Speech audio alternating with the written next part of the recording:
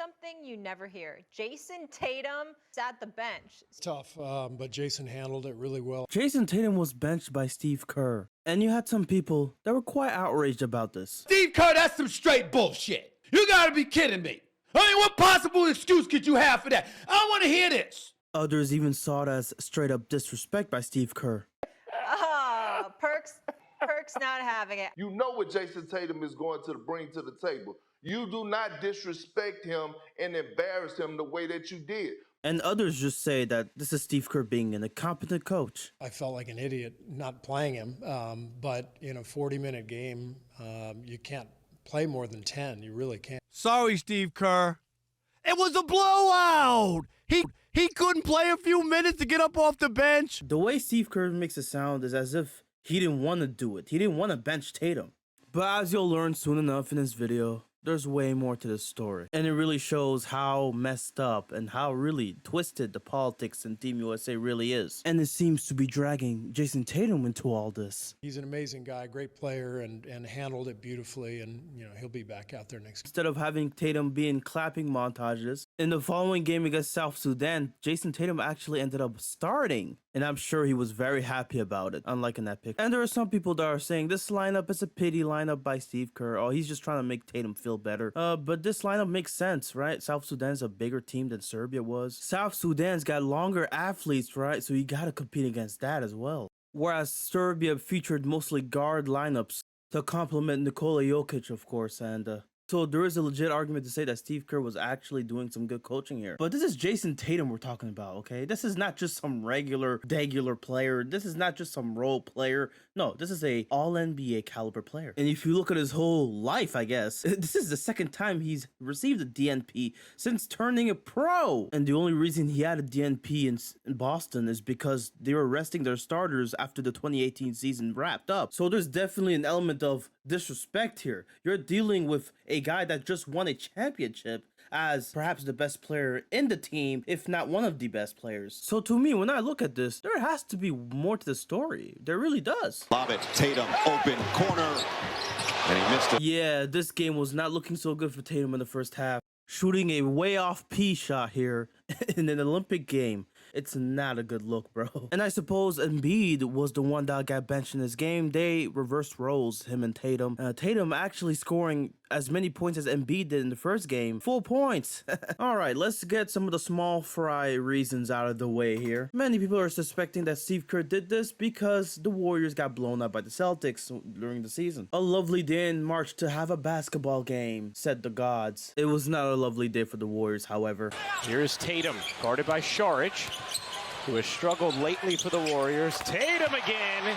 In this game, the Warriors employed a strategy which essentially was to let Jaylen Brown shoot wide open three-pointer. Kuminga has completely changed the way Golden State looks at this season as Brown. A champion. He was contributing on this team since he has shown up, but sometimes to take your game to the next level to really implement themselves in a player's career. Brown, you bet. Safe to say the strategy did not work. The Warriors ended up getting shmackled by over 50 points. When they just sagged off you for the start of the first quarter, just let you shoot. Did you think they were playing mind games with you? Like, what goes through your head when a team does that to you? First time it's ever happened to me. Honestly, I was a bit surprised. Took a little bit of adjusting, but I think we just took advantage of whatever that attempt was and just made the best of it. I don't take a lot of threes, or for the most part throughout the season, because we got enough of that. I get to the paint and I usually open it up for everybody else. But if you want to dare me to shoot, we can do that too. You know what I mean? I thought it was a little disrespectful, but we took advantage of it and we didn't look back. The funny thing about this to me is just how Draymond really reacted to this and the questions that are being asked about this. We implemented our strategy like 15 minutes before we left the locker room. But yeah, it didn't work. Oh well, we move on. It's okay. I thought it was fun to try. I was actually all for it. Like, let's try it and see if it works. If it don't, oh well. If it does, we found something. Like I said, Jaylen Brown's a 34% three-point shooter going into the game, so you're not overly worried that Jaylen Brown's going to start hitting threes and start hitting threes.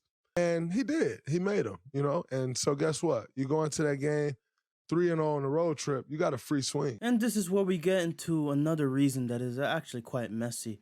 And when we talk about the politics of the NBA as a whole, even Team USA, right? It gets to the root of it. So Kawhi is a player that obviously joined the team. He was one of the 12 players originally named to the roster. But unfortunately, with his extensive injury history and with him going into the Team USA tryouts or practice with the injury that he had sustained earlier, he unfortunately would have to withdraw from the Team USA team. Team USA team? In this statement here, it says that it was a call that both the USA Basketball and the Clippers did in the best interest of Kawhi Leonard himself, but General Manager Lawrence Frank of the Clippers actually said otherwise. It was USAB's call, and I was, quite frankly, very disappointed with the decision. Kawhi wanted to play, we wanted him to play. I was there the first 2 practices. He looked very good, participated, was a full participant in everything that they did.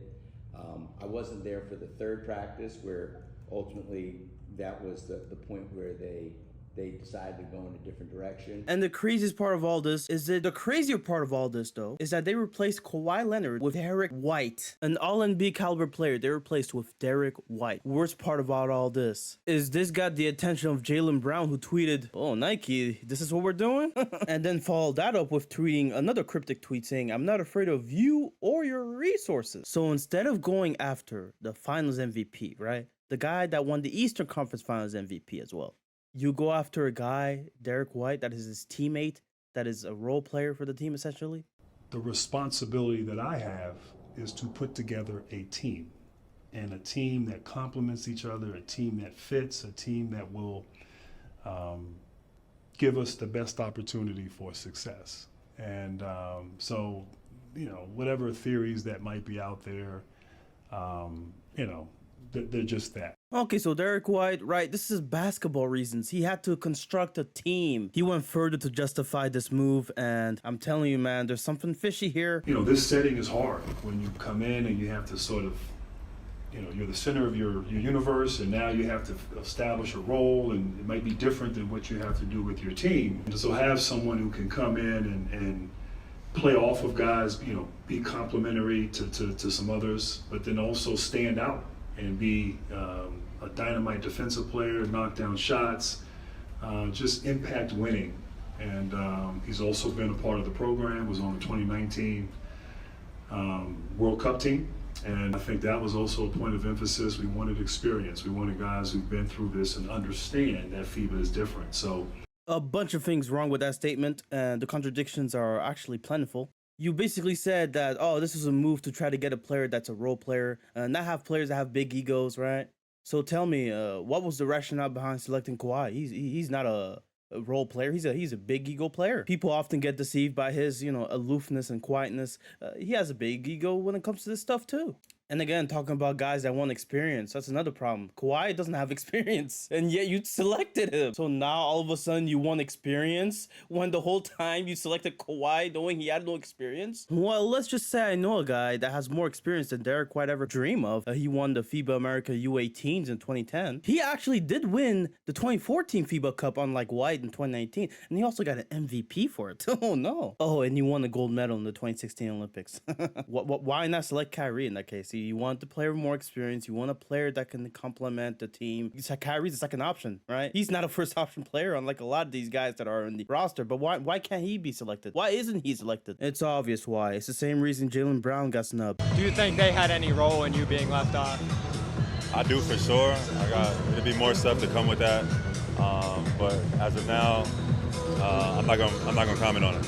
By the way, they refers to the swoosh merchants at Nike, of course. The very same company that Jaylen Brown has obviously criticized in the past, not just recently, but when Phil Knight said Kyrie Irving stepped over the line after posting that anti-Semitic link, of course, a lot of people are aware now it was Jaylen Brown that stepped in, you know, vice president of the NBPA, and he said, look, since when did Nike care about ethics? The often sad reality of Nike is obviously the factory workers in Asia that are obviously suffering for a lot of turmoil and bad conditions. So you can see how Jaylen Brown, you know, he finds this ironic coming from Nike. All of a sudden, I'm supposed to believe they're the moral arbiters. Oh, they're the ones that, you know, get to decide what's right and wrong. It's stupid. And obviously, Jaylen Brown, he's right to criticize them. And call out their hypocrisy here. And this is a bit part of the reason why he's been snubbed, okay? Same thing for Kyrie Irving, right? They've spoken out against Nike in the past. Not just that, Jaylen Brown playing a Christmas game recently where he removed the swoosh from the Nike Kobe 6. There was rumblings that Team USA apparently had internal concerns about Jaylen Brown. I wonder why. This is a guy that's very active in his communities and obviously drove 15 hours in May of 2020 during the pandemic all the way to Georgia from Boston so that he could participate and rally troops, right? He's very well spoken, pretty intelligent, and obviously a lot of people have a problem with that, seeing that he's previously said after signing that historical $300 million contract that he would revive Black Wall Street. Such powerful words right there. Now, this is where a lot of people are gonna get tripped up, as they'll say, oh, there's some players in the Olympic roster that aren't part of Nike, right? How could you say there's a conspiracy against other brands when there's Kawhi, there's Ant, right? And you'd be correct. 4 of the 12 players in this Olympic roster are obviously sponsored by other brands other than Nike. And Kawhi obviously withdrew recently, and meaning that now it's down to 3 players. But that's still 3 players. That's not 0. They'll even go as far as to say, oh, the starting lineup features 2 players, right, against that Serbia game that are from other brands, Steph Curry and Embiid. I mean, just look at this. Like, how could you say there's a conspiracy when 40% of the starting lineup aren't even Nike? Like, what? And again, this is where people often get tripped up because they see the exceptions, right? And they think, oh, well, that defeats the argument. Even though they know Nike is a big sponsor of Team USA, right? And that there's clear influence by Nike to pick whatever athletes they need that are going to wear Nike shoes, Nike products. You can make a case that Donovan Mitchell should be in this roster over a guy like Derrick White. You could make a case that Jaylen Brown, Kyrie Irving, again, Trae Young, all guys that are from other brands. Not even that, but it's downright to the shoe placements, the pictures that Team USA takes often. DKM, shout out to him. He made a great video about this here. US basketball are lying to you about these snubs, right? He basically outlined a lot of this. How you have a photo here with Dwight Howard being the only player that doesn't have Nikes, and his feet are being covered by Coach K.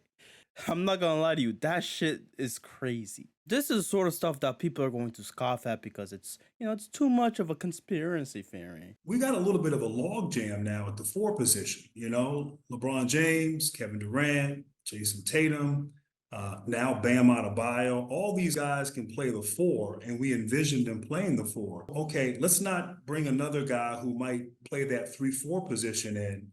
Let's bring in someone now who can really give us great defense at the point of attack.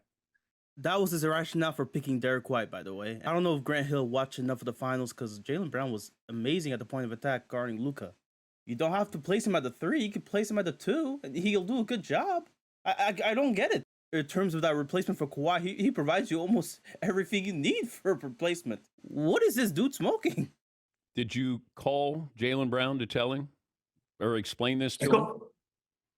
I spoke to his agent, and I spoke to his agent. I don't know if that was before or after things went out on Twitter, but yeah, I mean, I think this idea that there's a conspiracy theory. I always love a good conspiracy theory, but it was really truly a basketball decision, and these are tough decisions. There is just no way you can spin this as a basketball decision. There's just no way. Picking Jaylen Brown over Derrick White. Are we kidding? Like, are we serious right now? Now to bring this back full circle, back to Jayson Tatum, who got benched during that game against Serbia. People talking about it being a conspiracy theory. Well, just know there's truths to a lot of things that are quite uncomfortable to talk about often. Because denying a Eastern Conference Finals MVP, and not just that, a Finals MVP at that, a chance to play for his country, even though he wanted to play for his country. And it's to the point where they'd rather take Derrick White to fill in Kawhi's spot. It's just egregious. And even though I cannot point to any evidence suggesting it, it would not surprise me that whatever influenced Grant Hill to pick Derrick White over Jaylen Brown are the same forces that influenced Steve Kerr to bench Tatum. Because let's think about it. What basketball reason is there to bench Tatum, right? Oh, the rotations. Oh, LeBron James and Kevin Durant were playing great. Yo, we're not asking Jayson Tatum to play all their minutes. We're just asking like 10 minutes. In the blowout game, by the way, the game ended up being a 26-point win for the U.S. And you're telling me Jayson Tatum could not play a single minute? This guy, you can fit him well into that team, that roster. He would cause problems on both ends for Serbia's guards. I mean, what the hell are we doing? You are insulting my intelligence if you're telling me Jayson Tatum could not have played a single minute in this game. Right? Drew Holiday, Derrick White somehow playing all these minutes. Jayson Tatum can't play a single minute. Are we serious right now? This is where I agree with some of the folks that are outraged, right? That's disrespectful. He's too good of a player to leave on the bench for a full 40-minute game. And this is the sort of thing that, you know, I try to connect the dots here, and you could say in the comments I'm going too far. That's fine. But there's just no reason, no rational, no basketball reason for Jayson Tatum not to play a single minute. That's really what's struck me at this point, man. And that's part of the reason I also had to explain a bit of the rationale on why I feel this way. Because it's not just basketball at this point. A lot of it is political. I know one thing's for sure, that the Jays are going to be extra motivated next season. Oh boy, I'm not looking forward to seeing it. It's going to be a Celtics dynasty, isn't it? Oh boy. We are cooked.